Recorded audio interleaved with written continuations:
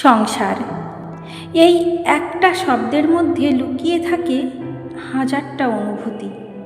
নতুন মানুষ, নতুন সম্পর্ক, আর সেই সম্পর্কের ভেতরেই কোথাও একটা মেয়ে নিজের স্বপ্নগুলোকে চুপচাপ সরিয়ে রাখে। কিন্তু যদি সেই সংসারই একদিন তার হাত ধরে তাকে আবার নিজের স্বপ্নের কাছে ফিরিয়ে দেয়, তাহলে আজকের গল্পটা ঠিক তেমনই। গল্পের নাম পারমিতার সংসার। কলমে এবং গল্প পাঠে আমি রোজি। শুনতে থাকুন। পারমিতা ছোটবেলা থেকেই ছিল গ্রামের এক চঞ্চল মেয়ে। সকাল হলেই তার মনটা উড়ে যেত বাইরে। কখনো পুকুর পাড়ে বসে জলের ঢেউ গুনত, কখনো পাশের বাড়ির কাকিমার সঙ্গে গল্পে মেতে উঠত, কখনো আবার বন্ধুদের নিয়ে মাঠে দৌড়াত। গ্রামের প্রায় সব বাড়িতেই তার অবাধ যাতায়াত ছিল। কেউ নতুন কিছু রান্না করলে তাকে না ডাকলে যেন রান্নাটাই অসম্পূর্ণ থেকে যেত। কিন্তু বাড়ি ফিরলেই মায়ের কড়া গলা, এই সময়ে বাড়ি আসা হলো?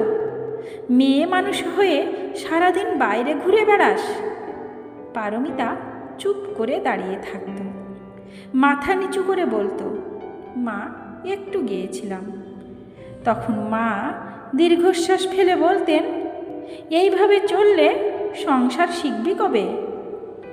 এই বকুনির মাঝেও একটা জায়গা ছিল যেখানে কেউ তাকে থামাতে পারত না। নাচ। ঘরে একা হলেই দরজা বন্ধ করে সে নাচত। তার পায়ের শব্দ যেন তার মনের কথা বলতো। আয়নার সামনে দাঁড়িয়ে সে মাঝে মাঝে নিজেকেই বলতো, একদিন আমি বড় মঞ্চে নাচব। কিন্তু সেই স্বপ্নটা একদিন হঠাৎ থেমে গেল। শহর থেকে সম্বন্ধ এলো। ছেলে ভালো চাকরি করে, ভদ্র পরিবার। মা খুব খুশি হয়ে বললেন, এই বাড়িতে গেলে তোর ভবিষ্যৎ ভালো হবে, কিন্তু একটা কথা মনে রাখিস, নাচ গান সব ভুলে যেতে হবে। পারমিতা কিছু বলতে পারেনি। সেদিন রাতে সে নিজের ঘুঙুরটা হাতে নিয়ে অনেকক্ষণ বসেছিল। তারপর ধীরে ধীরে সেটাকে বাক্সে তুলে রেখে দিল।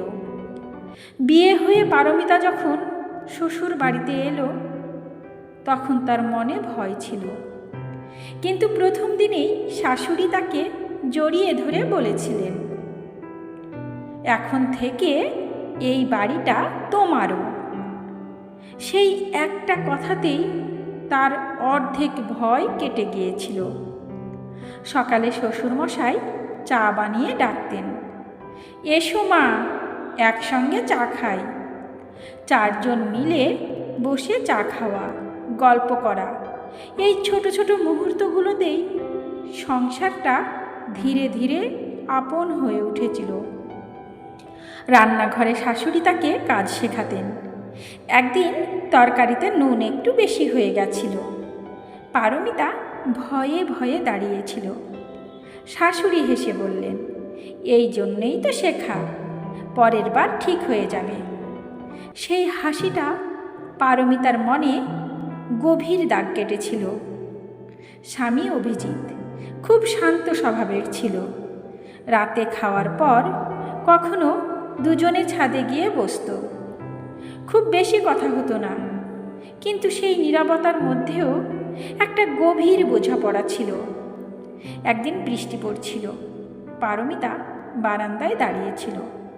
অভিজিৎ পাশে এসে মৃদু হেসে বলেছিল, তুমি বৃষ্টি খুব ভালোবাসো, তাই না? পারমিতা শুধু হেসে মাথা নেড়েছিল। সে বলতে চেয়েছিল, আমি নাচও খুব ভালোবাসি, কিন্তু কথাটা আর মুখে আনেনি। সব কিছু ঠিকঠাক চলছিল, কিন্তু ভেতরে কোথাও একটা শূন্যতা ছিল। এর মধ্যেই হঠাৎ একদিন অসুখে শাশুড়ি মারা গেলেন। বাড়ির হাসি যেন এক মুহূর্তে থেমে গেল। রান্নাঘরটা ফাঁকা লাগতে লাগলো।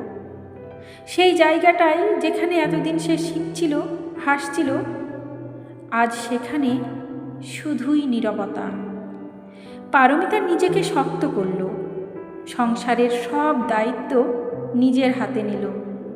শ্বশুরমশাইয়ের খাওয়া, ওষুধ সব কিছু সে খেয়াল রাখত। একদিন শ্বশুরমশাই ধীরে ধীরে বলেছিলেন, তুই না থাকলে আমি কি করতাম মা? সেই কথাটা শুনে পারমিতার চোখ ভিজে গিয়েছিল। একদিন দুপুরে বাড়ি একেবারে চুপচাপ। অভিজিৎ অফিসে। অনেক দিনের চেপে রাখা ইচ্ছে হঠাৎ মাথা তুলে দাঁড়ালো। পারমিতা দোতলায় উঠে নাচতে শুরু করলো। প্রথমে ধীরে, তারপর ধীরে ধীরে সে নিজেকে ভুলে গেল। ঠিক তখনই শ্বশুরমশাই উপরে উঠে এসে দাঁড়ালেন। কিছুক্ষণ চুপ করে দেখে বললেন, থামলি কেন মা? পারমিতা চমকে গিয়ে বলল, আমি ভুল করে। তিনি মৃদু হেসে বললেন, এত সুন্দর নাচিস আর লুকিয়ে রাখিস? সেদিন রাতে তিনি অভিজিৎকে বললেন, ওকে আবার নাচ শেখানো উচিত। অভিজিৎ কিছুক্ষণ চুপ করে থেকে বলল, সংসারের এত দায়িত্বের মধ্যে। শ্বশুরমশাই বললেন, সংসার শুধু দায়িত্ব দিয়ে হয় না, মানুষের খুশিটাও দরকার। কিছুক্ষণ পর অভিজিৎ মাথা নেড়ে বলল, ঠিক আছে বাবা, যদি ও খুশি হয় আমি আছি। এরপর শুরু হলো নতুন পথ চলা। প্রতিদিন শ্বশুরমশাই তাকে নিয়ে যেতেন নাচের ক্লাসে। বাইরে বসে অপেক্ষা করতেন। ফিরতি পথে কখনো চা, কখনো ছোটোখাটো গল্প।